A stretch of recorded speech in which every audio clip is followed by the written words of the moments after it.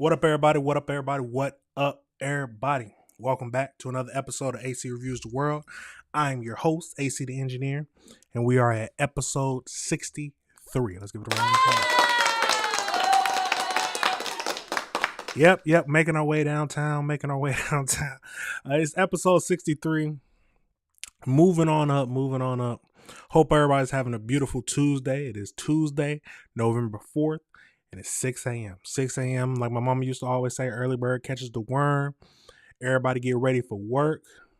Hey, if you're going to have a good day in, have a good day in. You already know I got work at 8. So we got to get to it. We got a lot of things to talk about today. A lot of things going on. But that's like it is every show. We got a lot of things going around the world that we need to review together.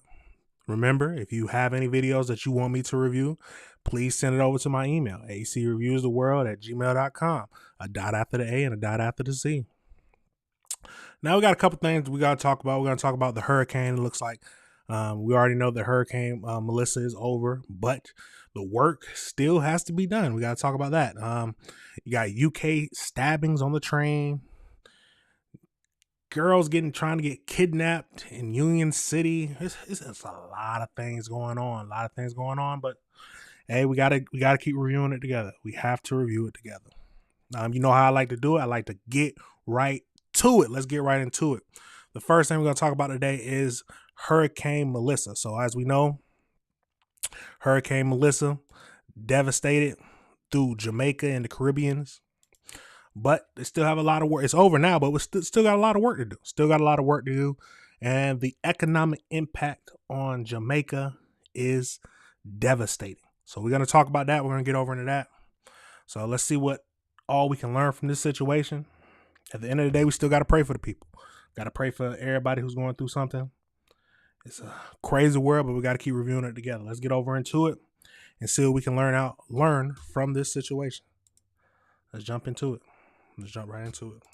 Right now, and let's talk about this again as we get back to Jamaica, as Monster Melissa destroyed everything in its path, and the economic impacts are expected to be catastrophic. The losses are estimated at around $8 billion, that's with a B. While the tourism industry took a hard hit, this fallout could slow Jamaica's economic growth by 3% next year. Let's welcome Fox Business contributor Phil Flynn. Phil, we appreciate you joining us. And tell us how severe Thanks, Nick. The economic toll from Hurricane Melissa truly is. It's almost unimaginable. When you look at Jamaica, 40% of their entire gross domestic product comes from tourism and agriculture. And both of those were wiped out, basically, at least for the short term. When you look at Jamaica, you think about coffee, you think about bananas. In fact, Jamaican Blue Mountain coffee is some of the most sought after in the world. It's very popular in Japan. And again, that's one of their big imports, $50 to $100 a pound. So all of that's going to be lost. And the human toll is just unbelievable, with the loss of life. So this is going to be a masterful an attempt to rebuild this Jamaica in Haiti and the entire area. Yeah, you touched on it, and so many people have so many wonderful memories wrapped up in that beautiful island nation. It's truly paradise. A lot of people go there, not just for vacation, but for destination weddings and honeymoons. And like you said, tourism is 40% of its GDP. With such a big share of Jamaica's economy being tourism, how long could it take for that sector to truly bounce back, in your opinion? It's going to take years, right? When you look at some of the more hot areas, where the resorts are, they're probably going to bounce back a lot faster because there's more insurance. But there's a lot of part of the island that isn't insured, or rural areas, that it could take 3 to 5 years to bounce back. So this is going to be a long haul. Now, hopefully, some of the tourism can come back quicker, but a lot of people are going to start canceling their plans. They don't want to go there, and so that's going to be tough. So this is going to be a big challenge for Jamaica to come back. We think they will, and we think the international efforts are going to help, but make no mistake about it, it's going to take a lot of pain and suffering in the short term. He's 100% correct. Think about how much time everybody talks about going to Jamaica for vacations. And it's not just the resorts they stay at. They go all throughout Jamaica. They go visit different local areas that are now devastated, that are now destroyed. So those areas aren't going to be able to get any revenue from the tourists anymore either. The resorts, yes, they have insurance. Still going to take a little time for them to rebuild and everything like that. But people aren't, it's just going to stop people from coming in general. So $8 billion is crazy. And let's keep going. Sometimes when you have a disaster like this, a little bit of good can come out of it in the sense that things get rebuilt bigger and better for next time, and there are some operating procedures in place in case something like this happens again. Could this storm be a bit of maybe a wake-up call, so to speak, for stronger Caribbean-wide insurance, and then also maybe climate resilience efforts as well? Nick, you're absolutely correct. I mean, because we've learned from every one of these storms, good can come out of bad and good can come out of disasters. For example, here in the United States, we learned a lot from Hurricane Katrina, in the energy industry, economically, how to handle those things better. And in Jamaica, too, we're seeing the value, of course, of things like catastrophe bonds, right? Where, big investors, make big bets against this, but it's like having extra insurance. And why that's important is because Jamaica can tap that money right away, and get back to work building. And of course, there's a lot of people that will, say we can build Jamaica better, next time around and be more prepared for these type of storms in the future. And that's going to be a good thing for everybody. And it could be this rebuild of Jamaica, hopefully can be a model for the rest of the region as well. Yeah, you hope. What about uninsured losses for small businesses and farmers? I mean, how does that affect Jamaica's broader recovery? It's going to take some time, and they're going to probably need some help, right, from international agencies. We get bananas, we get rice from that part of country, we get bitumen, we get things for aluminum. And this could lead to supply chain shortages, and we could even feel a small impact from this in the United States. Though it won't have a big impact on what we pay for things, it could increase the cost of things we buy here in the United States. Supply chain issues, we learned a lot about that during the shutdown. This could add to that kind of problem with some of these major ports being shut down. Could this impact some of the cruise liners and the cruise industry at all? It sure does. This is one of the main destinations, these islands. When you talk about the Dominican Republic, even in Haiti and different areas of these cruise line stops at these different ports. And of course, they're going to change their itinerary, to avoid these places, until they get built back up. But yeah, that's what the cruisers aren't going to suffer a crazy amount. Not as much as Jamaica's economy, of course, because they will change the islands. They're going to change to a different island. That's how they like to do it. They'll change to an island that's not devastated, and they're still going to be making their money. They're going to send the revenue that would have gone to Jamaica, to somewhere else. But let's keep going. What we've seen from a lot of the cruise lines in the past, they're going to be a big proponent of rebuilding these areas, right? And I think they're going to try to get back to these areas as soon as it's humanly possible, to help, Jamaica, and the Dominican Republic rebuild, because it's good business for them that these places come back quickly, because the faster they come back, the faster they can bring people there and get people on those cruise lines. Yeah, you just hate to see such a beautiful place, truly paradise, in shambles, and such a sunny, vibrant place with beautiful history and culture, and the people there all having to go through this. It's just terrible to see. Fox Business contributor Phil Flynn, thank you. Absolutely crazy. Now we want to do an update. So as of November 4th, it looks like a total death count of 67 people. 67 people. We got 32 in Jamaica, 31 in Haiti. Dominican Republic counts 2 people. Panama counts 4, and Cuba has no deaths reported. So that is what the death toll is right now as of November 4th. Let me know your thoughts on that whole situation. Let me know if you disagree with anything I said. The crew, I don't know if cruise lines will come and help rebuild the port areas. I think they will. My thought is that they will just let Jamaica do that themselves. Maybe if they have some ownership in the port portion, then yes, I can see that happening. But most of the time, I'm thinking that they're just going to go to a different island that hasn't been devastated, that the port is still available for use, because they're still going to be having people filling up the ships and then going on a destination cruise. That's how it is. Absolutely wild, y'all. But we had to get over into it and see what the economical impact was for Jamaica itself, which was hit the hardest. That and Haiti. We haven't heard about Haiti yet, but we will get into that another day. It's a crazy situation, y'all. It's a crazy situation. At the end of the day, we got to pray for everybody. Pray for everybody in these areas in the Caribbean. Natural disasters. It's hard to, you can't stop them, but you just got to be prepared as much as you can.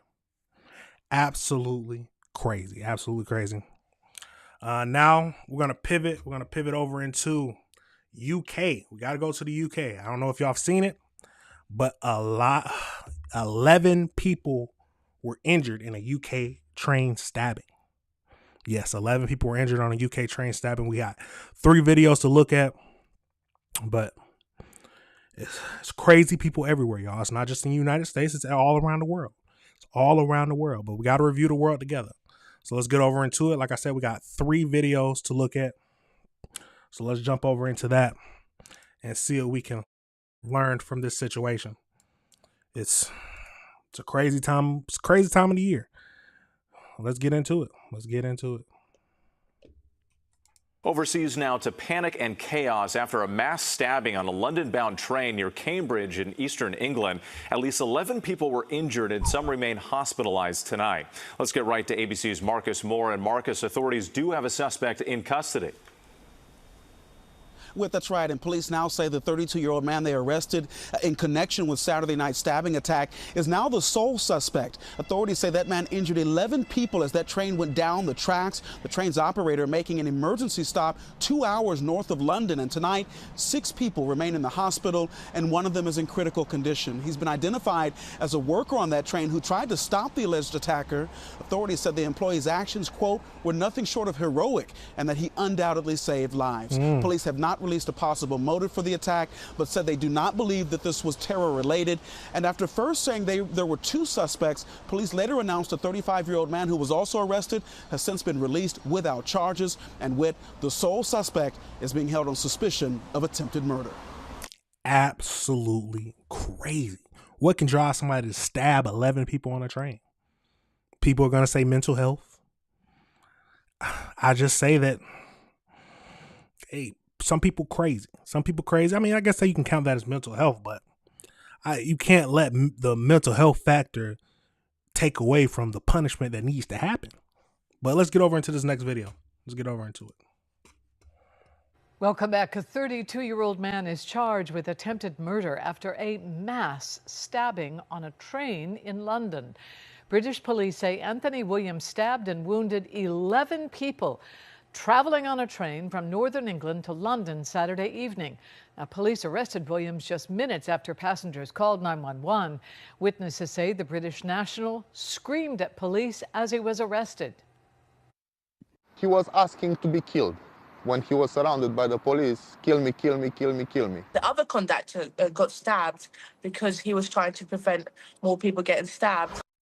Police say from the train security video, it is clear that the actions of a staff member were, quote, nothing short of heroic and undoubtedly saved many people's lives. He is the only victim who remains in critical condition. Terrifying newly released surveillance footage. That is crazy, y'all. Think about it. He gets caught by the police and he's immediately saying, kill me, kill me. What's going through his mind? But let's get over into this next video. It looks like that before the train stabbing, he ended up going to a barbershop and pulling out a knife. A lot of things going on. Let's get into it. shows the moment the UK mass train stabbing suspect stormed into a barbershop armed with a huge knife, just one day before he allegedly carried out his bloody rampage on a London-bound train. The maniac, identified as 32-year-old Anthony Williams, can be seen whipping out the huge blade and barging into the shop as employees and customers scrambled out of the way just before 7:30 p.m. on Friday. According to The Sun, Williams' erratic behavior in the barbershop occurred only minutes after he allegedly knifed a 14-year-old boy in a separate attack, which marked the first of 3 knifings allegedly tied to the suspect. Oh, they said a 14-year-old?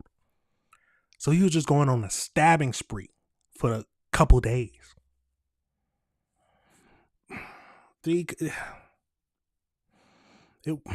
I hate this. America has so many guns that as soon as he would have walked into the barbershop, somebody would shot him. But the UK is very strict on guns. Most of these countries are very strict on guns. Civilians can't get guns that easily as in America. I don't know if they can get them at all, but so that they go to knives, which in turn does lower the death toll. We got to admit that. But then civilians won't be able to protect themselves as easily. But criminals won't be able to go on mass killings as easily. It's a push and take. But let's keep going. Next, police believe the 32-year-old attacked a person with a knife at Pontoon Dock Light Rail Station in London around 1 a.m. that night. The victim reportedly sustained facial injuries from the assault. Those 2 knife assaults unfolded less than 24 hours before Williams then allegedly stormed a London-bound train at around 7:30 p.m. on Saturday, wounding 11 people. Passengers described this Saturday night minutes-long stabbing spree on the train as pandemonium, as bloodied travelers raced down the train car to warn other passengers of the attack. I was in Coach H. I was literally just listening to Audible on my phone. And then I had guys suddenly run past going, run. There's a guy stabbing literally everyone, everything. At first, there was a few of us kind of looking at each other like thinking it was a joke, like it's Halloween, might be pranking. But then you could kind of see in their faces they were being serious. And it was clear that something was going on. We didn't quite know what. And then a minute or so later, a man comes running down with a very clear wound, bleeding quite badly on his arm. So I'm not, I don't like to stop it too much, but it might just be me. But if I see somebody running, I don't really choose to ask questions. I move my feet first and to get away from the situation. But it seems like they was looking around. But as soon as they realized it was real, they got up and started to move. But let's keep going. I kind of got my stuff and I was running. And everyone was really pushing behind us, really panicking. And then I put my hand on this chair, like just trying to push myself forward. And then I look at my hand and it's covered in blood. And then I look at the chair and there's blood all over the chair. And then I look ahead and there's blood all on the chairs. And I'm thinking, okay, this is pretty serious. After the train made an emergency stop in the town of Huntington, police say they were able to detain Williams, a British citizen, within 8 minutes of receiving the first emergency call. Dramatic video captured the moment Williams, dressed in all black, was tasered and tackled to the ground by 5 officers. More shocking video from the scene appears to show passengers on the platform just minutes after the attack. Oh, At least one man can be seen holding. Back that up a bit. More shocking video from the scene appears to show passengers on the platform just minutes after the attack. At least one man can be seen holding a blood-soaked bandage to his head. 10 people were rushed to the hospital because of the attack, while an 11th person self-presented to the emergency room. One victim, described as a member of train staff who tried to heroically stop the attacker, remains in critical but stable condition. Williams is charged with 10 counts of attempted murder, 1 of actual bodily harm, and 1 of possession of a bladed article. Recently, the UK has experienced a dangerous spate of knife attacks, which has caused a stir on the island nation and on social media. On October 27th, an Afghan national was arrested after allegedly stabbing 3 people in Midhurst Gardens in Uxbridge in West London. One victim, identified by locals as 49-year-old Wayne Broadhurst. So it's just, in general, they have been experiencing a wave of stabbings from different people. Crazy times we live in, y'all. It's a crazy time we live in. Let's back it up a tad bit. Identified by locals as 49-year-old Wayne Broadhurst, who was walking his dog down the street, was fatally stabbed after trying to stop an attack on the other two victims, a 45-year-old man and a 14-year-old boy, according to the Telegraph. The 22-year-old suspect, identified by police as Safi Dawood, illegally entered the UK in the back of a truck in November 2020 and was granted asylum in 2022, according. So okay, we're not the only ones dealing with illegal immigrants, but I am happy to hear there are some people out there who will risk their lives to protect people. Those are heroes. Those are heroes in the truest sense of the word. Would I be the one to step up and try to protect some people? In the moment, I don't know. I don't think I would try to protect people. I don't know. My main goal would be trying to protect myself and get back to my family, get to the people I need to take care of. But some people are built different. Some people, we got to be honest, some people built different. Absolutely crazy, y'all. Absolutely crazy. Let me know your thoughts on that situation. Let me know your thoughts on that situation. It's a crazy world we live in, but we got to keep reviewing the world together. Wow. Yeah. So knife attacks are coming on the rise in UK. I mean, you don't like to say it, but I guess that's better than mass shootings. I guess it's better than mass shootings, but hey, everywhere around the world has to deal with something. It's a crazy times we live in, y'all. Crazy time. Let me know your thoughts. Let me know if you disagree with anything I said. Now we're going to pivot. We got to pivot over into, it looks like we have an attempted kidnapping. Oh, wrong one. We have an attempted, oh God, see, I'm pressing too many things. An attempted kidnapping in Union City. We have an attempted kidnapping in Union City that was caught on tape right outside her house. Right outside the little girl's house. So we got a few videos to look at, 3 videos to look at. So let's get over into it and see what we can learn from this situation. It's people who try to, I've always said this before, people who try to kidnap little girls, little boys, anything like that. The sexual assault, anything of that nature needs to be in jail for the rest of their lives. And hey, even when they die, leave their ashes in the prison too. But let's get over into it. And see what we can learn from this situation. Let's get it. 8-year-old girl's parents tell me they're convinced this was a kidnapping attempt, but Union City police, while saying the girl was brave, say they don't think these guys were targeting her or her family.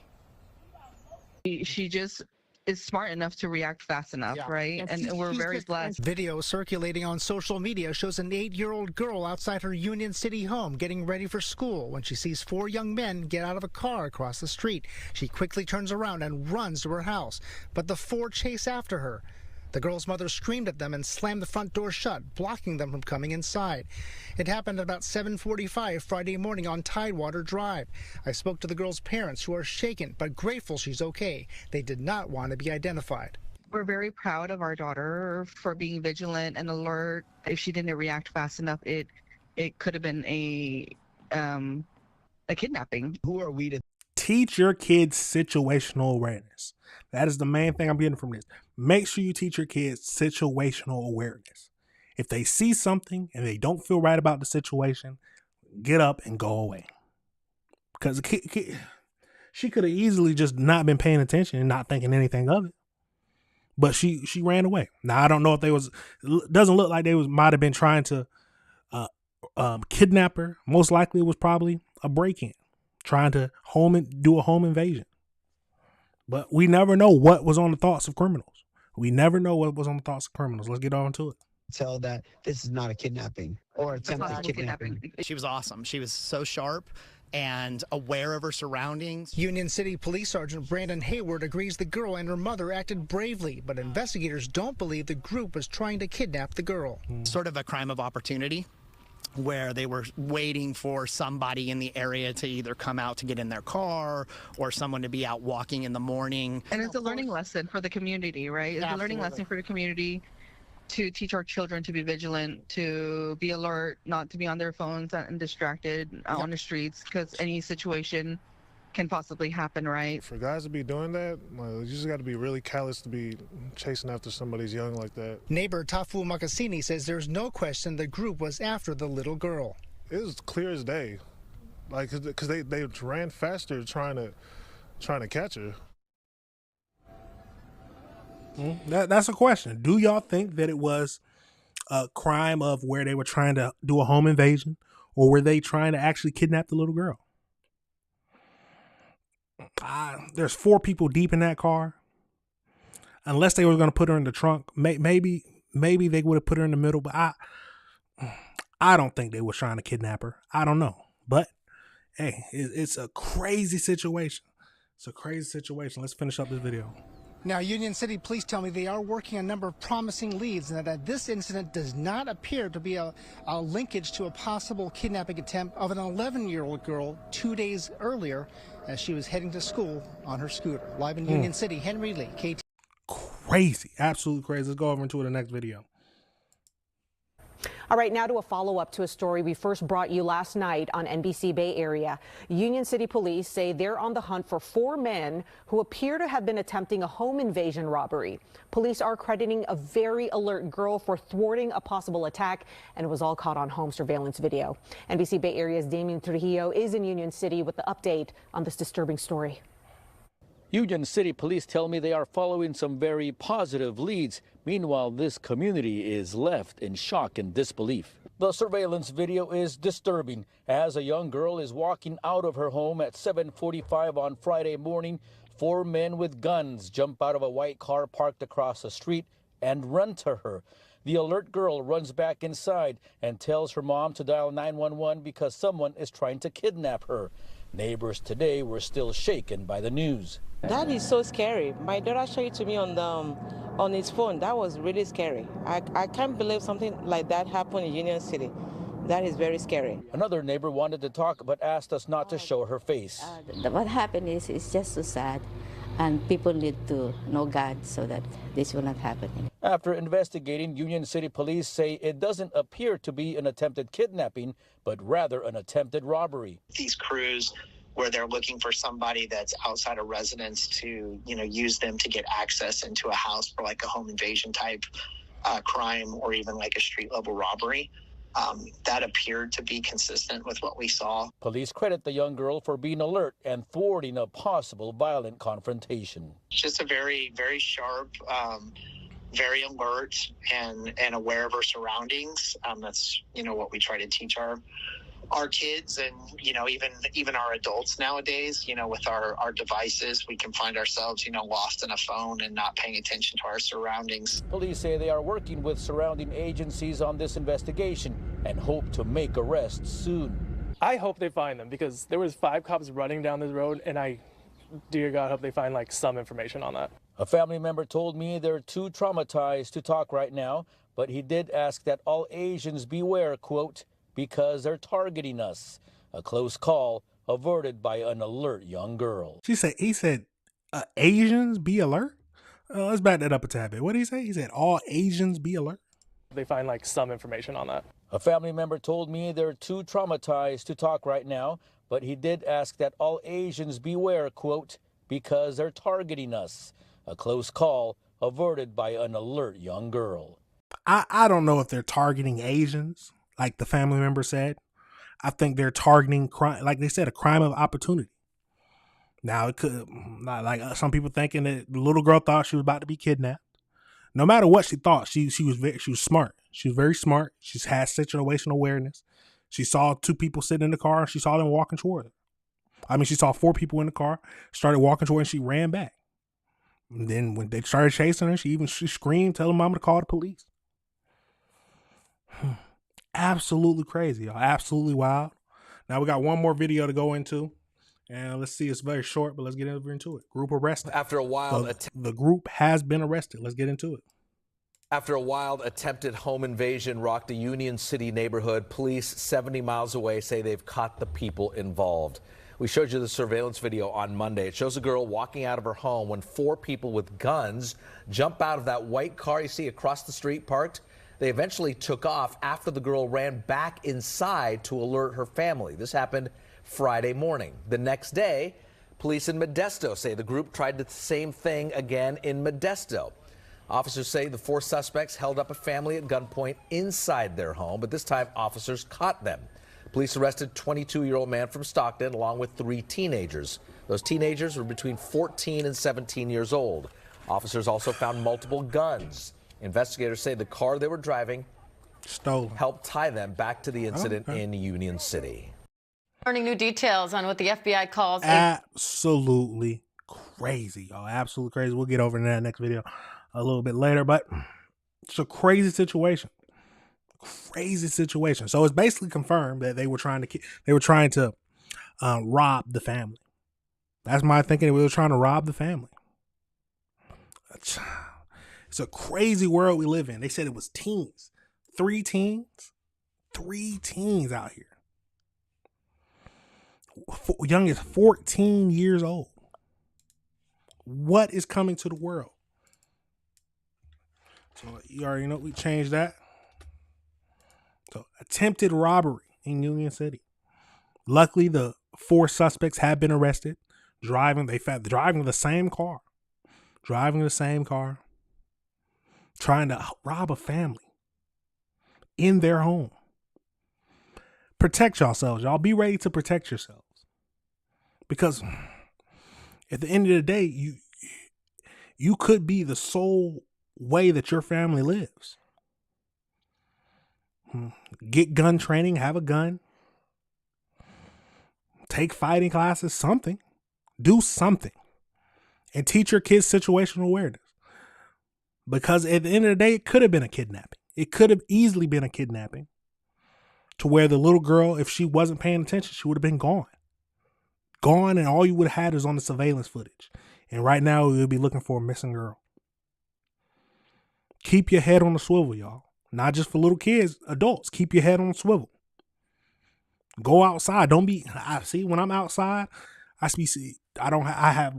If I'm going on a walk or something like that, I have one earphone in, just one earphone in, so I can hear my surroundings very clearly. It's a crazy world, y'all. It's a crazy world. Just be able to protect yourselves. Luckily, they was able to find the group. It's a crazy situation. Crazy situation. Weren't raised correctly. Criminals. Hey, throw the book at them. I'm fine with that. Throw the book at them.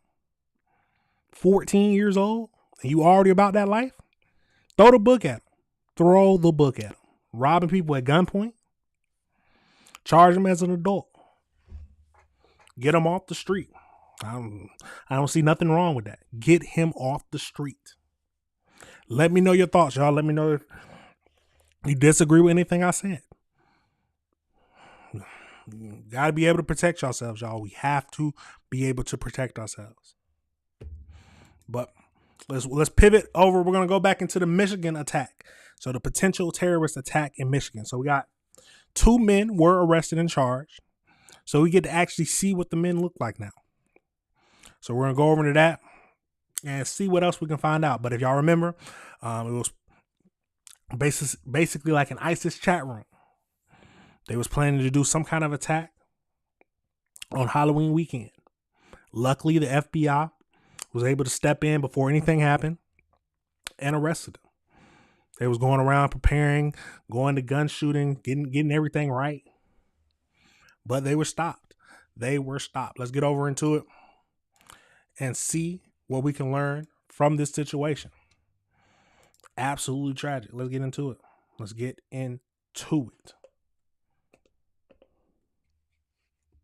Learning new details on what the FBI calls a thwarted terrorist attack. Prosecutors say 2 Michigan men were planning an attack on Halloween similar to the 2015 ISIS attacks in Paris. Now they're releasing images of the suspects, they say, buying guns and practicing shooting them at firing ranges. ABC News Justice reporter Luke Barr has the latest on that. So, Luke, where is this investigation now?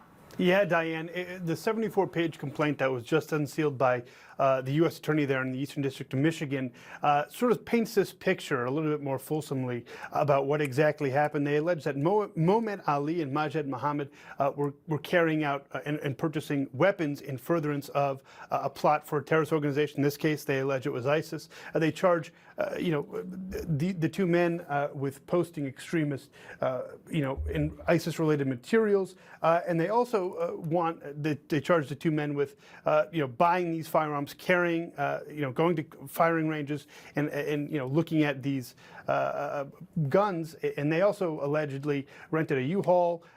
They were really trying to, scout out some locations, maybe even go to a disco or nightclub, as they have alleged in the complaint. And the two men and the three co-conspirators, who are minors, we believe, allegedly were in group chats talking about this. They referred to it as "quote-unquote" Pumpkin Day, in reference to Halloween, according to the complaint. And Attorney General Pam Bondi just weighed in and thanked the men and women of the FBI and law enforcement for, quote, stopping the plot before innocent lives were lost. All right, Luke Barr, thank you. Let's get over into this next video. Give us a little bit more details about what's happening.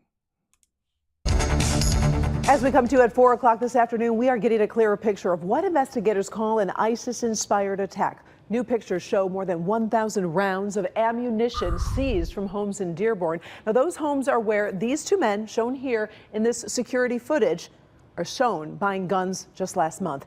Mohamed Ali, Majid Mahmoud were arrested by FBI agents on Friday. Federal investigators say over a period of months, the men purchased AR-style rifles, shotguns, handguns, and ammunition. That was just some of the evidence removed during raids of the suspects' homes. They also found tactical vests, GoPros, and other firearm accessories. Now, we did get a copy of the criminal. Hold on, did they say GoPros? So they were getting ready to do a record it to post on the internet, most likely, or to share with the chat groups. Like, yes, this is what we did. The age of social media, the age of people trying to stunt for the internet and prove what they're really capable of. Absolutely crazy. Let's keep going into this. Back it up a tad bit. We did get a copy of the criminal complaint, and in it, it states the men made multiple trips to area gun ranges to practice shooting the weapons, and then also scoped out Ferndale as a possible attack location. Agents allege the men and three accomplices had plans to carry out their attacks on members of the LGBTQ+ community. Investigators say they used WhatsApp and other plans to discuss some of their motivations. Now, two men have been charged with receiving or transferring guns and ammo while knowing they'd be used to commit a terrorism crime. They remain in custody this afternoon. They're due back in court next Monday. Oakland County Executive and before that, so they were going after the LGBTQ. I think it's IA after that, but they was going after their community. But any community could have been targeted. Any community could have been targeted. Absolutely crazy. Absolutely crazy. Let's keep going. Let's keep going. Oakland County Executive and former Ferndale Mayor David Coulter said in a statement, learning that Ferndale and the LGBTQ+ community were among the potential targets of a terrorist attack is disturbing. The pain of the Pulse nightclub tragedy in Orlando, Florida 9 years ago while I was serving as mayor of Ferndale is still deeply felt in the community. I'm grateful for the FBI, Oakland County Sheriff's Office, and other law enforcement for their diligence in seeking out and preventing what could have been another mass tragedy. Advocates also reacting this afternoon. Tracy Hall, the executive director of Affirmations Community Center, shared a statement with us that said, in part, now more than ever, we are reminded of how important our mission is, which is to improve the quality of life for LGBTQ+ Michiganders through education, programming, advocacy, and providing space for community connection. Nothing will deter us from this critical work, and we will continue standing alongside and supporting the needs of our community during this harrowing ordeal. Now, I think no group should be targeted for what they believe in. Now, there are some things I disagree with that the LGBTQ community does. Just like some people, I would think some people do. Like, as in when they bring up information about to little kids. So, but that's besides the point. No matter what, I don't think anyone should be targeted for their beliefs when they're not affecting anyone. They're not hurting anyone. I don't think they should be killed for that. But some people feel differently. Some people feel that they should take these extreme measures. Terrorist organizations. Absolutely crazy. Let me know your thoughts on that. Let's keep going and finish up this video. On our website, we did list everything the FBI seized from Ali and Mahmoud's homes, along with a storage unit investigators say the men rented. You can scan that QR code on your screen right now, and it'll send you to clickondetroit.com so you can read more. Multiple guns, everything like that. They were ready for violence. They were ready for violence. They were ready to commit violence, commit terrible acts. But it looks like, so Fernandina and the LGBTQ community, that's who most likely they were targeting. Let me know your thoughts on that whole situation, y'all. It's a crazy world we live in. People are getting targeted for what they believe. Do I agree with everything that some people stand for? No. This is not just talking about LGBTQ or anything like that. So there's a lot of different things and causes that I don't support, but I would never think that they don't have the right to feel how they feel or think how they think, unless it's doing something damaging to other people. Like if you believe in like some crazy, like sacrificing babies or something, nah, come on now, get them out of here.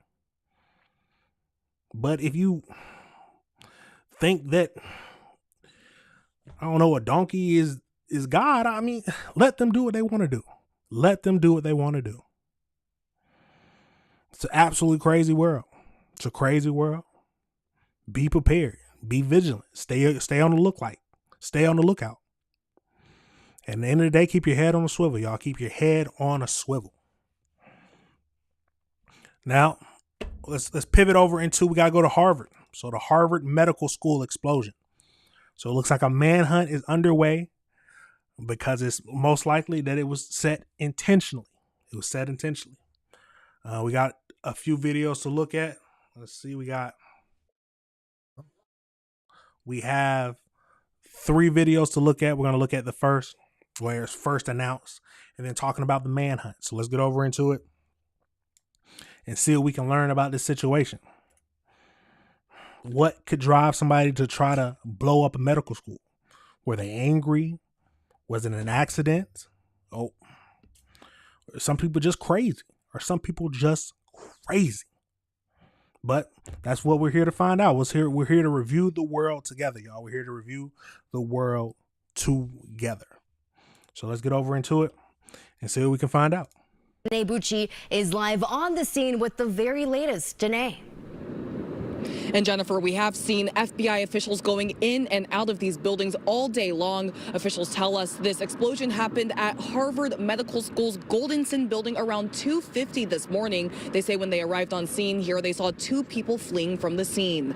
Officers attempted to stop those 2 people, but they ran away. Officials say the explosion happened on the 4th floor of the building, and it does appear to be intentionally set. Thankfully, no one was injured. That would be terrible if somebody got hurt. I can't even imagine. What if that was like us in a chem lab or something? Like that's what you have to think of. Yeah, I didn't think that would ever happen. I'm like, I don't know. This is my 2nd year going to school in Boston. I've never heard like of anything happening like that. Officials say officers did a sweep of the building, checking for additional devices, but say none were found. The Harvard University Police Department is now investigating this along with the FBI, local and state agencies. We're live in Boston. Danae Bucci, WC. Okay, absolutely wild. So police got there and found 2 suspects running away. If you're running away from a scene of crime, and you don't stop when the officers tell you to, you're most likely a criminal. You're most likely did something wrong. That's how I feel about it, but let me know if you thought differently. Let's move over into this next video. Right now, the FBI is joining the manhunt for 2 suspects caught on camera fleeing a Harvard medical school building after an explosion yesterday morning, which officials believe was intentionally set. Our next guest, who worked on the 1993 World Trade Center bombing. Back it up a tad bit. They have on masks. I don't think there should be a question on that it was intentionally set. No, they got on masks and they ran away from the police. There's no if it was intentionally. No, come on now. Let's use our critical thinking skills. Mask and running away from police mean they did it. They did it. Let's keep going though. Intentionally set. Our next guest, who worked on the 1993 World Trade Center bombing, says despite evidence destroyed in the blast, there's still enough to catch them. Retired FBI supervisory agent James Gagliano joins us now. So great to see you this morning. Thanks for joining us. So what do we know at this point about this explosion? Boy, Charlie, it's really, really limited. I mean, the officials are basically saying it was a device and it was intentional, but they stopped short of describing it as a bomb or an improvised explosive device. Now, look, one of the most difficult things in these type of investigations is when you have an explosion that goes off, the evidence gets destroyed. Now, that didn't stop us from solving the USS Cole bombing, didn't stop us from solving the first World Trade Center bombing or others. But in this instance, crowdsourcing, what we're doing right here, right now, showing pictures of the two suspects, and that's what authorities are calling them, is going to help close this out. It's been 28 hours, but they're going to catch these two. And the fact that they are right there on the screen, they're masked and fleeing, sort of suggests that this was not some sort of accidental thing that happened. Right. And authorities didn't refer to them as persons of interest. A person of interest could just be considered a witness. They defined them as suspects. That tells you a lot. FBI has the lead on this. They always do since 1998 when PDD 62 came out, and they will catch these guys. And authorities said that there were no injuries, but they don't explain much about what damage was done. Do we know what kind of damage was done? What happens in an explosion? Three things are the killers, right? The first is overpressure from the device or the bomb or the explosion. The second is fragmentation, scattering whatever else is around it inside the blast radius. And last, and equally nefarious, is the thermal effect, what's caused by the fire. What was the motive behind this? Officials aren't saying. I'm hoping there'll be a press conference today and lay this out. Do we think there is any lasting damage to the building or the surroundings? They aren't suggesting that. And a lot of times you can tell more from what the police aren't saying early on than what they are releasing. So we have not heard exactly what the damage was, how extensive, and if anything in specific was targeted. Do we know whether or not we think these are students? Boy, it's tough to say. You look at the stills that have been released. You know that Harvard University is blanketed by cameras. So the digital exhaust will catch up with them. And I think we'll get some more still images, maybe some video, just like in the case of the Charlie Kirk assassin. We're going to see a lot more about these two, and they will be brought to justice if they were involved. Now, that is a good point. So think about it. So many cameras around. They definitely took out unless they rode in the mask, unless they stayed in the mask the whole time. There's going to be a time when they took it off. They took off the mask, they got into a car, drove somewhere. They will track that vehicle through different street cameras. So I never understood why you want to be a criminal. There's too much information out there now. Too many cameras, too much DNA. We can do too much with DNA now. But let's finish up this video. All right. James Gagliano, thank you so much for joining us. Absolutely crazy. Let me go over and let me see if we can always see if we can find an article on this to see if we can.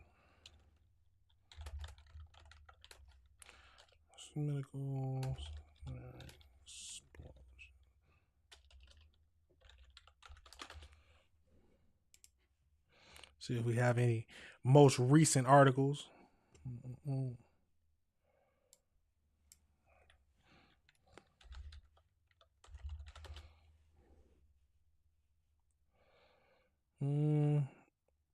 Most recent thing is usually 2 days, nothing really crazy. Absolutely crazy. It looks like we have the most recent information of it right now, that they are still on the hunt for these two suspects. But At the end of the day, they're going to find them. We know they're going to find them because there's too many cameras out there. They're going to track them exactly where they went, exactly where they're going, what car they got into, what stops they made. As soon as they took off the mask, they're going to have it all. So we'll keep up to date and see if we can, when they release more information about these suspects being arrested, because they will be arrested. They will be arrested. I would like to know what the motives was. What were they thinking? Did they have some kind of grudge against Harvard? Were they just trying to cause damage? Or they... I say it all the time. It's a crazy world, y'all. It's a crazy world. Let me know your thoughts on that, and let me know if you disagree with anything I said. Do you think they had a grudge against Harvard? I do wonder if they were students. That would be, or former students. That would unlock a lot of potential thoughts of, if they were former students, they probably had a grudge. But they threw away their lives because they're going to get caught. They're going to get caught. Absolutely crazy, y'all. Let me know your thoughts on that situation. Let's go over to Ohio. So we got to go over to Ohio. It looks like 9 people were injured in an Ohio party shooting. People love to shoot up parties nowadays. House parties. Even when I was in school, for some reason, there were certain places that you went. If you knew, the party would most likely either get shut down by the police or somebody would do something crazy. Somebody get angry. Somebody talking to somebody girl. Some people don't know how to regulate their emotions. And they pull out a gun. And the party scatters. But we got a few videos to look at that. So let's get over into it and see what we can find out. Let's get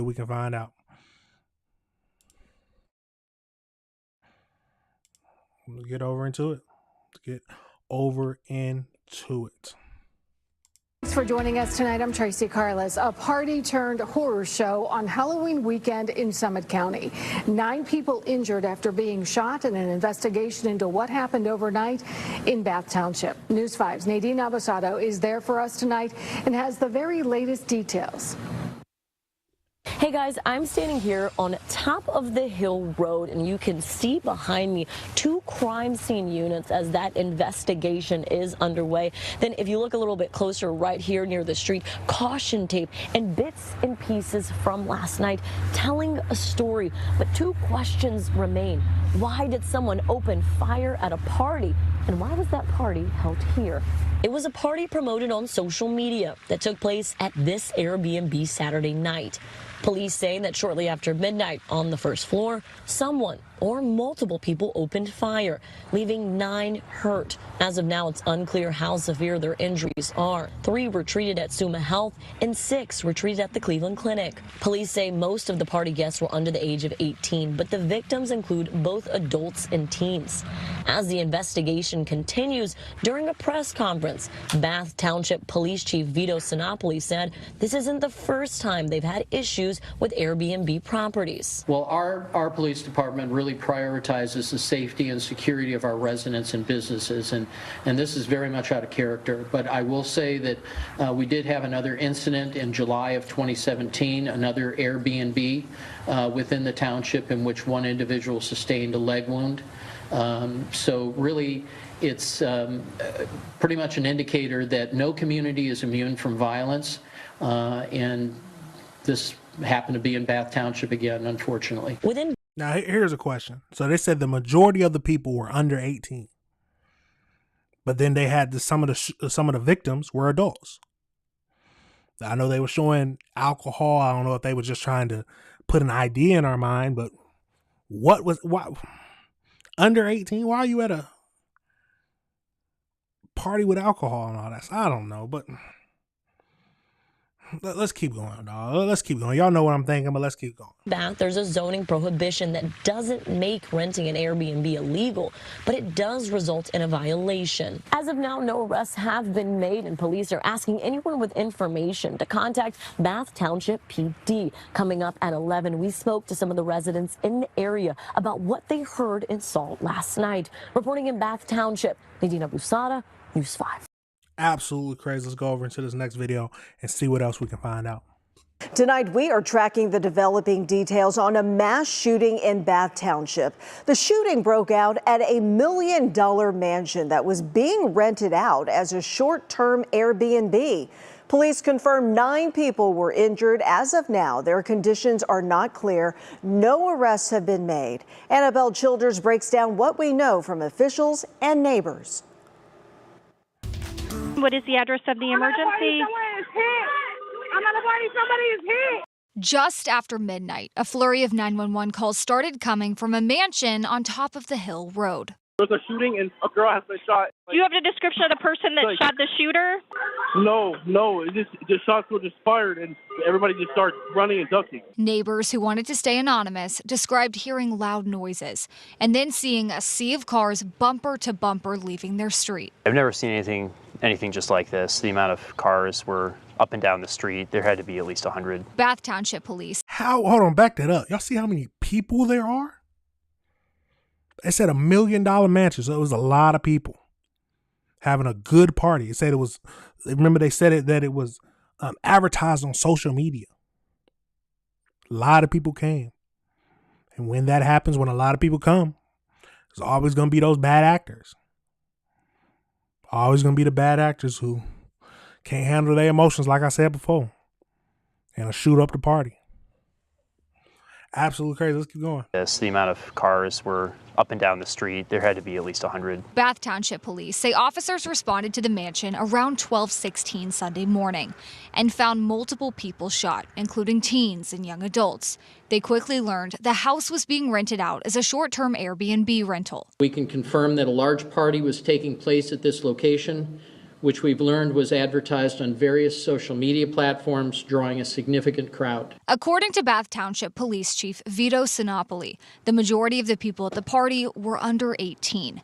In all, 9 people were injured and transported to local hospitals, some by gunfire and one victim who sustained a leg injury from a fall. More than a dozen local agencies responded to the shooting, and as night turned into day, Ohio BCI remained on scene gathering evidence. We have confirmed that there are several different calibers of guns, but we've not yet confirmed what exactly those calibers are. Police are investigating whether one or multiple shooters are involved. But when it comes to witnesses shedding light on what happened, the individuals from this party immediately fled following the shooting incident, so we're doing our very best right now to gather information. At this point in time, there's been some cooperation, but not to the extent that we had hoped. We reached out to Airbnb for information on the booking, and they provided us this statement, writing in part, "Unauthorized and disruptive gatherings are strictly prohibited on Airbnb, and our safety team acted immediately to remove the account of the individual who deliberately broke those rules by booking this stay." Our law enforcement response team is in contact with the chief of Bath Township Police Department to assist their ongoing investigation to ensure those responsible for this terrible incident are brought to justice. Absolutely crazy, y'all. Absolutely crazy. They was advertising this party on social media. Probably charging a fee, buy you a ticket. Come on, they were trying to make some money. Majority of the people under 18. Probably somebody had a grudge, said multiple calibers. Probably people fighting. We got to use our context clues here. If multiple calibers, that means multiple shooters. Most likely some kind of fight. One shoots at one person, the other person shoots at the other. They don't care about collateral damage. They don't care about who gets shot during the situation. That's not a part of it. They only care about trying to kill the other person they're opping with. It's a wild world. It's like the wild, wild west. Let's keep going. Now, Chief Sinopoli says police are in contact with the property owner, But he notes Airbnb and short-term rentals are prohibited in Bath Township's zoning code. Neighbors tell us they never knew the home next door was one. There's an ordinance against that for a reason, to prevent this sort of thing, so not happy about that at all. This is a quiet community, families and homeowners, and we didn't think this is something that could happen here. See, he was trying to make some money. The homeowner of $1 million mansion was trying to make some money. And then I guess you could never know that something like this would happen, but now you're probably going to get some kind of charge. It'd be like a fee or something like that. It's not going to be like a criminal charge, but for breaking the zoning laws. So you're going to be in some kind of trouble, but let's keep going. And right now, we are still waiting for an update on the status of those victims. Chief Sinopoli says this is a sensitive investigation because some of these victims are under the age of 18. In the newsroom, Annabelle Childers, 3 News. All right, Annabelle. Meanwhile, Akron Mayor Shamus Malik released a statement tonight on the shooting, saying in part, quote, "The city of Akron will do anything needed to assist Bath officials in the investigation that is already underway. Those who perpetrate violence anywhere in our community must be held accountable for their actions. This kind of deadly behavior cannot be normalized," end quote. And 3 News Investigates has been digging into the owners of the home where the shooting happened. Property records show Michael Jones bought the home for $1.2 million in 2022 as he was facing federal mail and wire fraud charges in Nevada. Prosecutors say he defrauded small businesses of millions of dollars in fake grant writing services and was sentenced to 6.5 years in prison. But before heading to prison, he transferred the home to his wife, Shauna Gardner. We were not able to reach Gardner for comment tonight. So he a criminal too. Let's back that up. Let's hear that one more time. Let's hear that one more time so we can understand who the owner of this house is. Happened. Property records show Michael Jones bought the home for $1.2 million in 2022 as he was facing federal mail and wire fraud charges in Nevada. Prosecutors say he defrauded small businesses of millions of dollars in fake grant writing services and was sentenced to 6.5 years in prison. But before heading to prison, he transferred the home to his wife, Shauna Gardner. We were not able to reach Gardner for comment tonight. So his wife was the one who was running. He's in jail. At least that's what I'm understanding. He's in jail. He transferred the ownership to his wife. And the wife don't care. She gonna do what she had to do to make some money. Criminals. There's a lot of criminals around. He was defrauding businesses of millions of dollars, saying that he's gonna write grants for them. But you know what? He ain't do nothing. Not a damn thing. Absolutely wild. Absolutely wild. Now we'll keep up with this to see if we can learn out who the shooters were, who the shooter was. But I don't know if we won't find out who all was at the party, most likely. They said there was hundreds of people at that party. They might have some kind of guest list of people who, that'd be good if they can find a guest list of the person who was running the party. But absolutely crazy, y'all. 9 people injured from an Ohio party shooting at $1 million mansion owned by a criminal himself. It's a crazy world we live in. But we got to keep reviewing the world together. Let me know your thoughts on that situation. Let me know if you disagree with anything I said. It's a crazy world.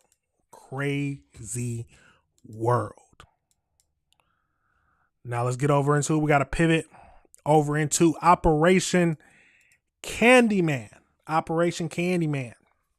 So it looks like 68 people were arrested in this Operation Candyman for some kind of drug operation.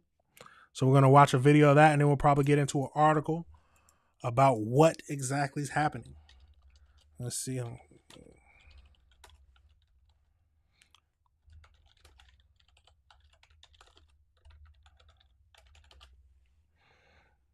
So let's get over into it and see what we can learn from this situation. Absolutely crazy. Operation Candyman. Let's jump into it. Put your hands up! Come to the front door now! Drop it! Drop it!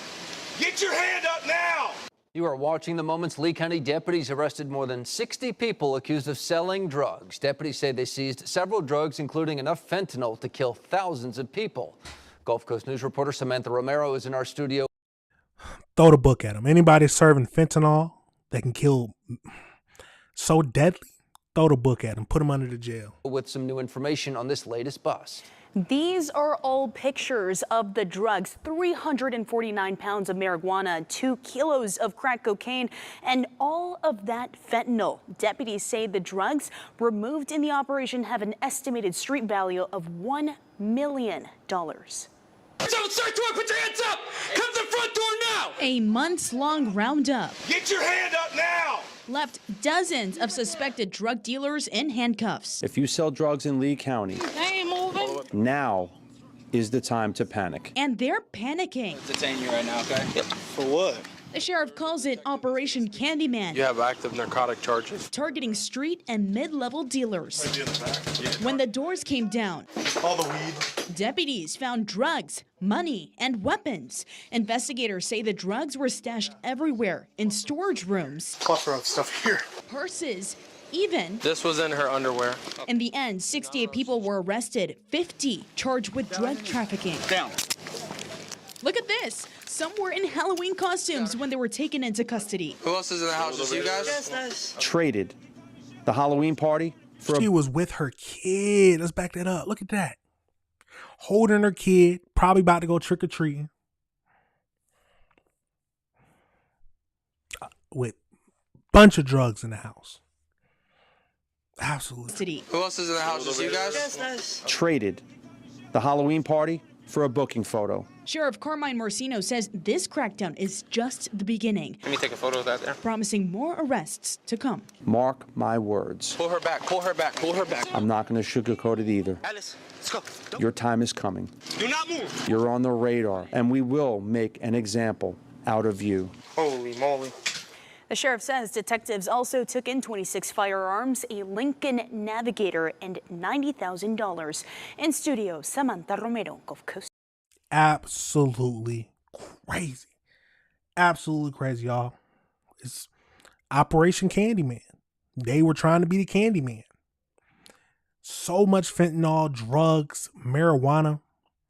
They're not going easy on y'all. They are not going easy on you. It's a crazy world, y'all. It's a crazy world. Let's get over into this article. Give us a little bit more information about it. Let me see. Let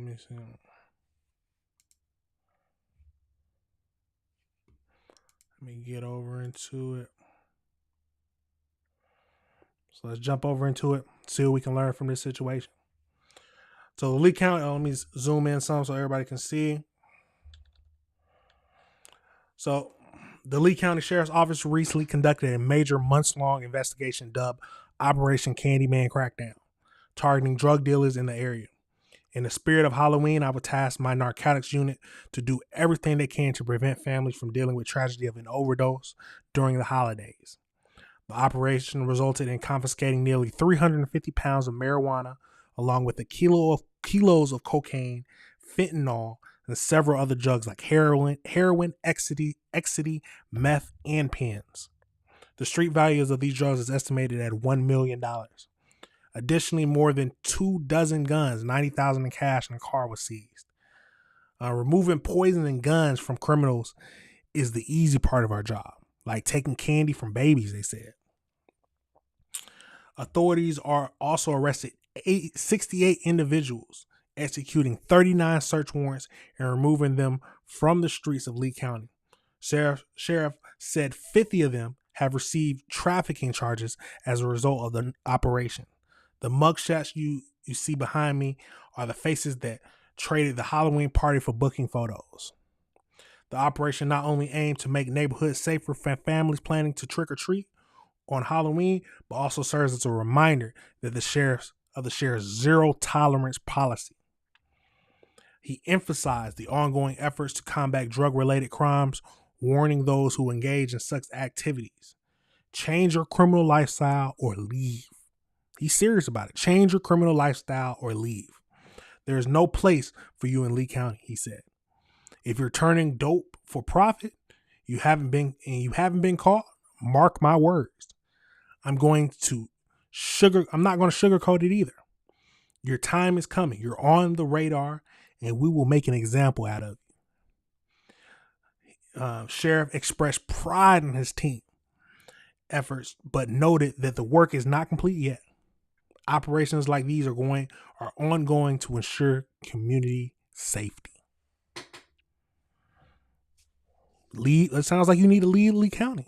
Need to leave Lee County, or you need to put your criminal drug selling ways behind you. Absolutely crazy. So just to say it again, the Operation Candyman crackdown resulted in confiscating 350 pounds of marijuana, kilos of cocaine, fentanyl, and drugs like heroin, ecstasy, and pens, with a street value estimated at $1 million. Additionally, more than 2 dozen guns, 90,000 in cash, and a car was seized. 68 individuals were arrested, and 39 search warrants were issued. And they said 50 of them is going to be charged with trafficking charges. Big time. He's not playing with y'all. He's not playing. That's a good sheriff right there. He's not playing about his community. That is the kind of people we need. They're not going to say, no, there's no more playing around. He's trying to clean up his community. We all need to want to clean up our communities. We don't want to live in crime-ridden communities. At least I don't. Absolutely. It's great. I'm happy. I'm happy about it. Let me know your thoughts. Let me know if you disagree. Let me know how you feel about this whole situation. Operation Candyman said it's like taking candy from babies. He said taking the drugs off is easy. He said removing poison and guns from criminals is easy part of our job. Like taking candy from babies. Absolutely crazy, y'all. Let me know your thoughts on that situation. Let me know if you disagree with anything I said. Operation Candyman crackdown. They aren't playing with y'all in Lee County. Don't mess around. Sounds like you either need to stop being a criminal or you need to leave Lee County. Because is it worth going to jail and throwing away your life for? I mean, I guess some people would say that the profit is worth the crimes that you're committing. Maybe some people don't think they can get a regular job, or it's not going to be enough money they're making. Absolutely crazy, y'all. Absolutely crazy. So wild world we live in, but hey, he is cracking down on criminals, and that's good to hear. That is good to hear. That's what I like to hear. Absolutely crazy. Now we're going to pivot over into something a little lighthearted, a little more lighthearted. I don't know if y'all remember the brick lady. The brick lady has been sentenced in a GoFundMe theft. Now, I don't know if y'all remember, but this was the lady who got on the internet raving that a man threw a brick at her head and she had swole up face and all that, looking crazy. So it looks like she was finally sentenced in the GoFundMe theft. So let's get over into it. We're going to hear about that. And then we're also going to hear from the person who she accused of throwing the brick at her. Absolutely wild. So let's get over into it and see what we can learn from this situation. See what we can learn from this situation. Let's get into it. Let's get over into it. Some late breaking news. Fox 26's Sherman DeSalle joining us live from the newsroom now with what's going on here. Sherman. Yeah, so there's a few top stories that we're looking at. GoFundMe schemers found guilty tonight. Car crashes into a vet clinic in Montgomery County, and fire scorches land in Galveston Island. That's some of the top stories tonight. Let's start with the GoFundMe scheme story. Remember Rhoda Osman? We talked about her a few times for the last couple of years. In 2023, she was known as the Brick Lady online. Look at her face. Look at her. Let's back up. Look at that face. Look at the swollenness. This was the lady. Yes, as soon as she got on the internet, people were immediately backing her, and people was immediately sending money to her, paying for her sending money to her GoFundMe. Because look at that face. If someone said, "Oh yeah, a man threw a brick at me because I refused to give him my number," you know how many people gave the money to her?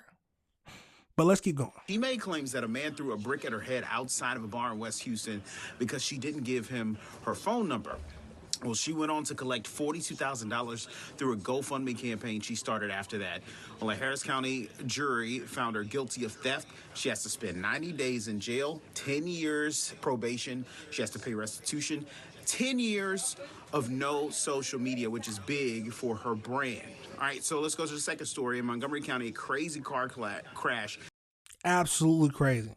Now let's go over to the next video where we can hear from the man who she accused. Her name is Rhoda Osman. Online, she's known as Brick Lady, and her video went viral in 2023. But tonight, she is here in the Harris County Jail after a jury found her guilty of stealing more than $40,000 in a GoFundMe scheme. This man just hit me in my face with a brick. The selfie video by Rhoda Osman got millions of likes, but prosecutors say her claims of a man throwing a brick at her head didn't match the evidence. She kind of made the couple months that happened my life a living hell. Olin Douglas is the man she told police threw the brick at her outside a Houston bar in 2023. He never got charged, but she did, after raising more than $42,000 online. Now, more than 2 years later, a jury found Osman guilty of theft, deceptively raising all that money. I'm glad that she didn't get away with just being able to lie. It seems like she gets on social media and just manipulates and scams people. Douglas is happy with the jury's verdict. The judge's sentencing plan, even more so. Osman will have to spend 90 days in jail, according to prosecutors, and pay full restitution. She'll be on probation for 10 years. Any violations could mean she goes to prison. But on top of that, she can't use social media in that 10-year period. I'd say it's pretty rare. Defense attorney Joe Venus isn't connected to the case, but says he's never seen a social media ban as a condition of probation. If somebody's sophisticated enough with social media to commit a crime using social media, I imagine that it's a pretty big part of her life. So it's going to be difficult for her, but that's going to be a shock. It's going to rock her to her core. Come on now, someone who lives on social media, especially in today's age, you know how many people live on social media and probably go through like an addiction withdrawal if they get banned from social media, and you're banned for 10 years. 10 years. Absolutely crazy. But hey, do the crime, got to do the time. As I remind my clients all the time, probation's supposed to be hard. Consequences Douglas says he hopes Osman faces after he received death threats, and the case got the internet's attention. When this happened, it seemed like the world was loud. She had loud supporters. She had loud fans.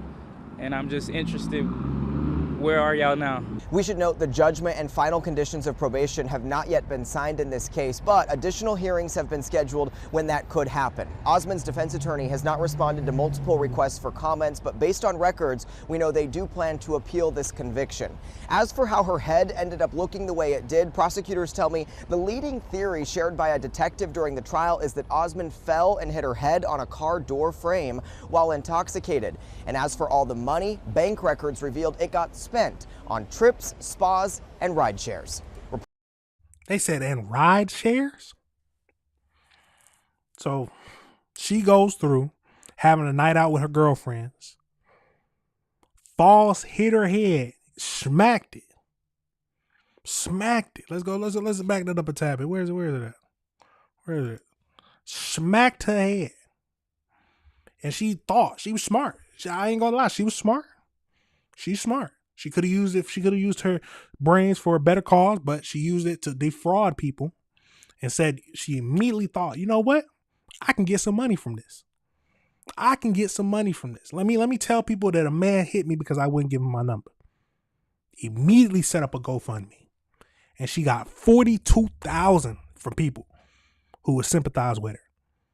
The same people who went to him, the person who she named as the person who threw it at him, and sent him death threats. I want to understand how they feel. How do they feel knowing that they sent that man death threats from a woman who's obviously deranged, obviously crazy, might even be a psychopath, not caring about what would have happened to that man's life? What if somebody would have actually done something to him? She would be in jail for, I don't even know what they would have charged her with. Orchestrating, orchestrating the murder? I don't know what that charge would have been. But she has been convicted. She has been convicted. Now, if she will accept she probably is not going to accept it because 10-year social media ban is probably going to hit her too hard. It's probably going to hit her too hard. Absolutely crazy, y'all. Absolutely crazy. Let me know your thoughts on that whole situation. Let me know your thoughts on that whole situation. What is that?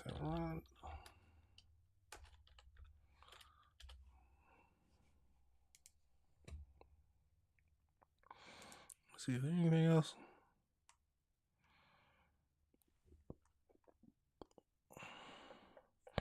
Absolutely crazy situation. I was about to see if we can find anything.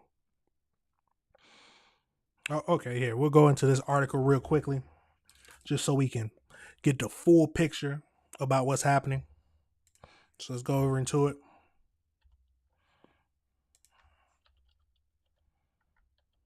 There it is.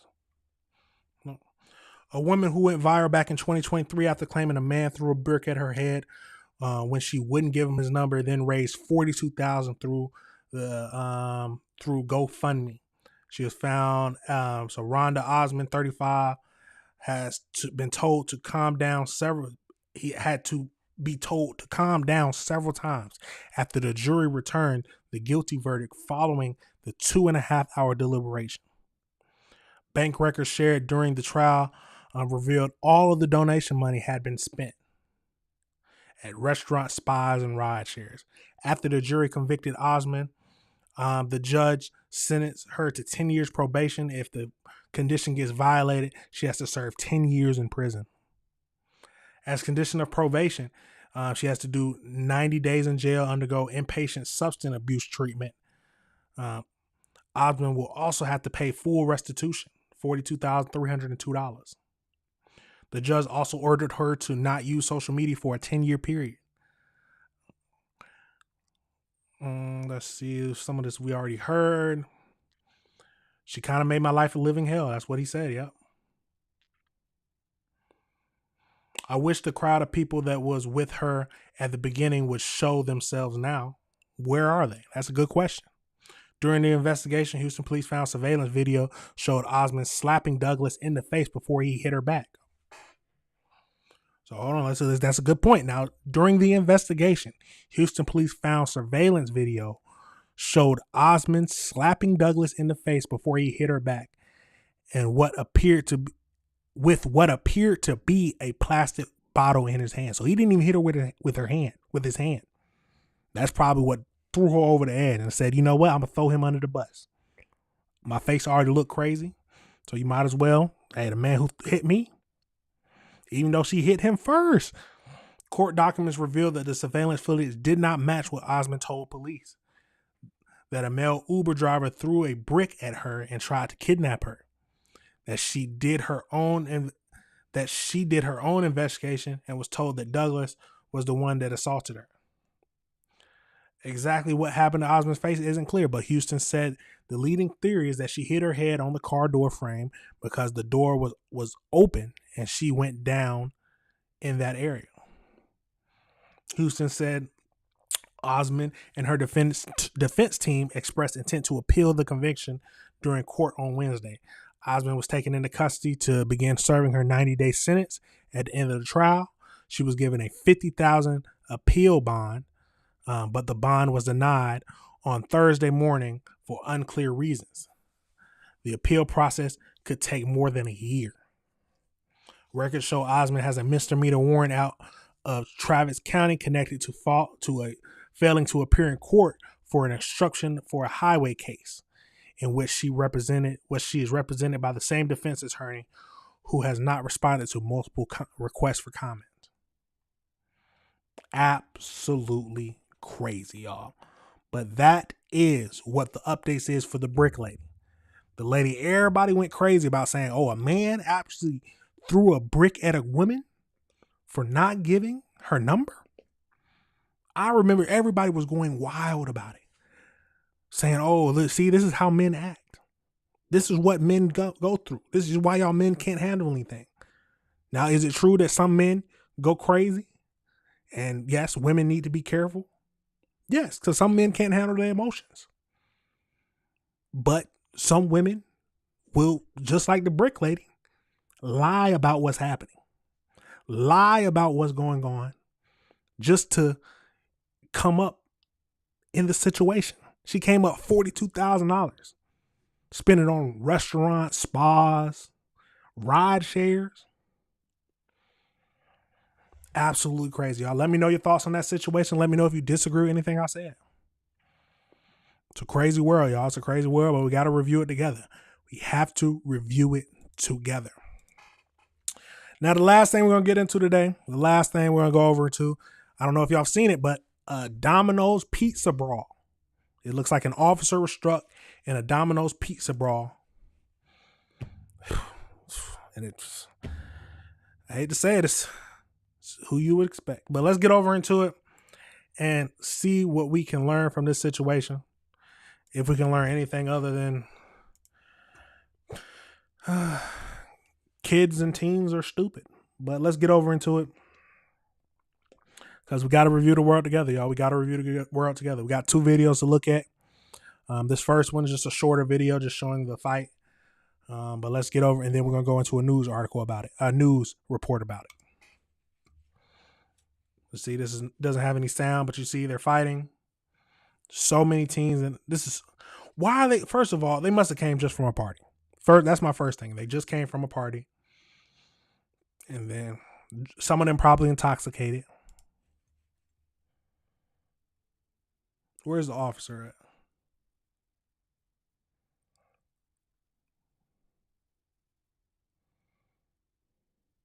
at? Okay, I saw a chair.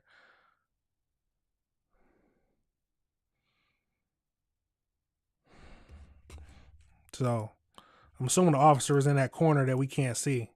These 2 brothers. The 2 brothers with the chair. And then said, huh?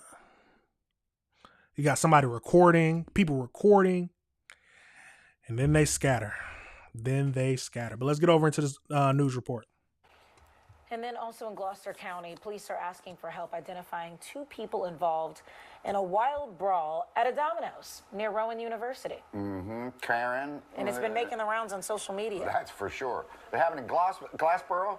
You got it, yeah, and everyone's been talking about it because you can see it all over your, social media feed. So early in the hours of Saturday morning, the pizza place is packed. It's in the overnight hours. Here's the surveillance video of what's unfolding inside. Well, here's first the outside to show you where it is. You can clearly see it's over by the campus.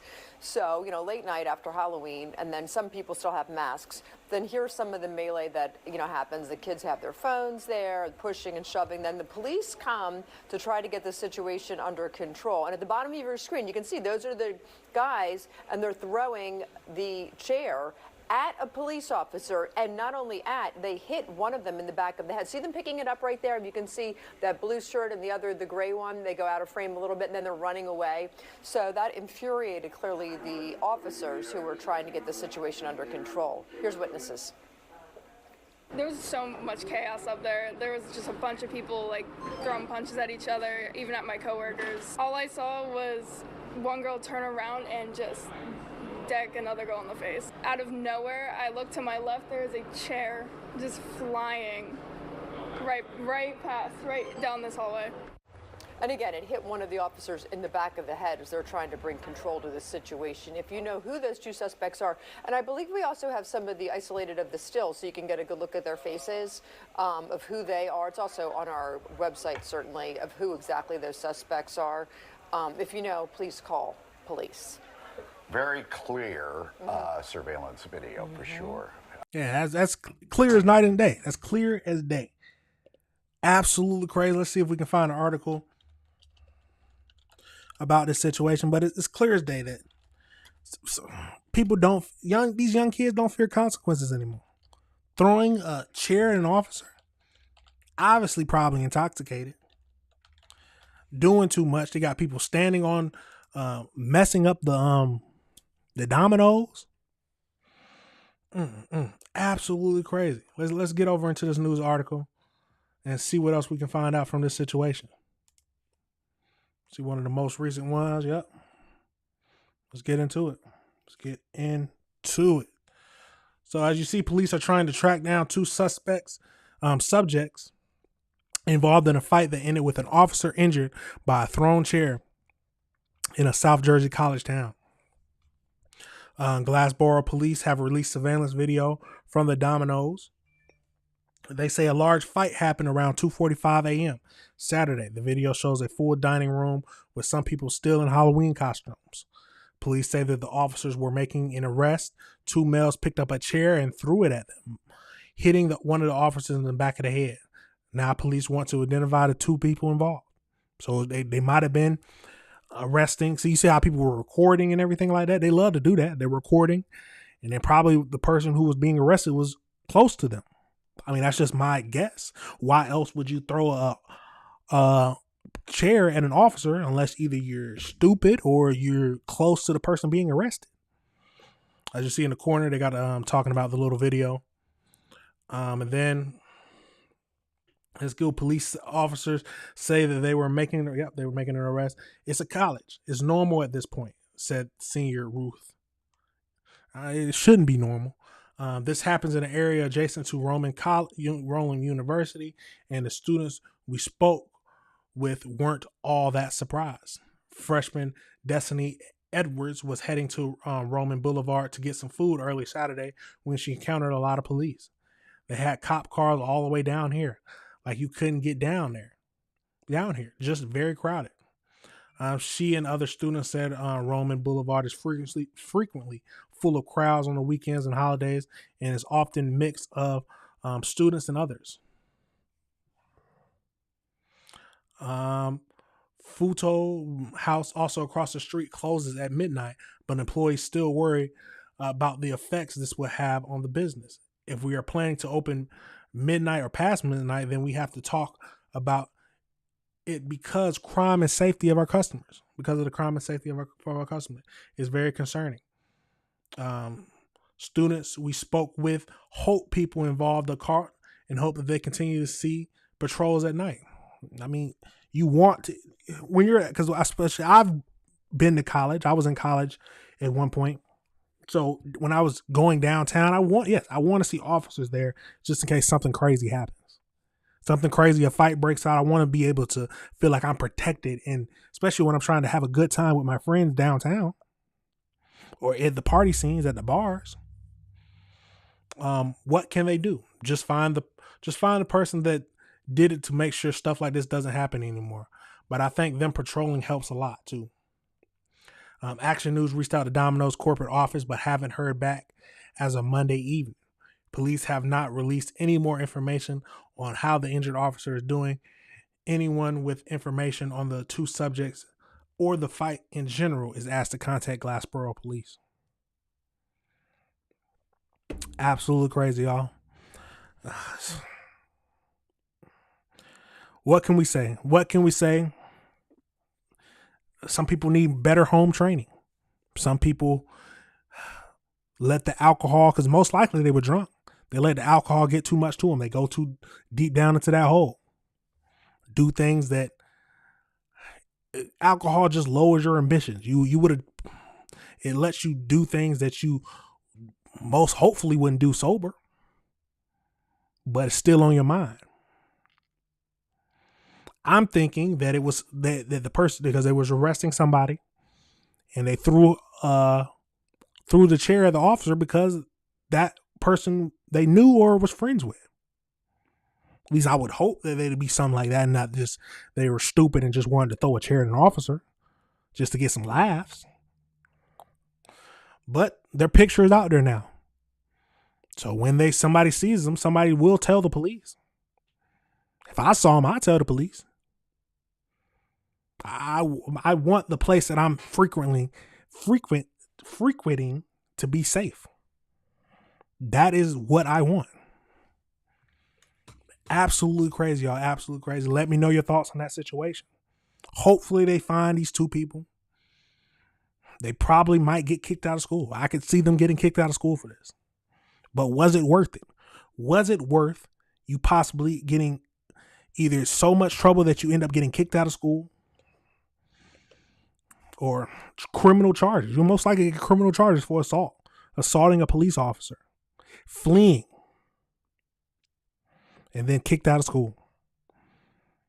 Yeah, making your parents proud. Making your parents proud. If you got parents in your life in general. Absolutely crazy, y'all. It's a crazy world we live in, but we got to review it together. Let me know your thoughts on that whole situation. Would you, if you saw him, would you tell the police like I would? Or would you say it's none of my business? And hey, this is what happens. Just got to be prepared for it. Absolutely crazy, y'all. Absolutely crazy. We got to review the world together, y'all. We got to review the world together. Well, that is the end of the show, everybody. That is the end of the show. Thank you for watching now. Thank you for watching later. It's a crazy world we live in, but we got to review the world together. We have to review the world together. Remember, this is AC Reviews the World. I am your host, AC the Engineer. Hey, and if you disagree with anything I said, please let me know. Leave a comment. Let's talk about it. Let's have a discussion, civilized discussion about it. Absolutely crazy, y'all. Absolutely crazy. Yeah, thank you for watching now. Thank you for watching later. And remember, if you have anything you want me to review, please send it over to my email. It's acreviewstheworld@gmail.com. A dot after the A and a dot after the C. Well, you already know. It's almost time to get ready for work. But hope y'all have a good day, good Tuesday. I will see y'all back Friday at 6 a.m. again. Remember, these videos will be broken down. But you already know I got to play the outro before we leave. That's it, y'all. Peace.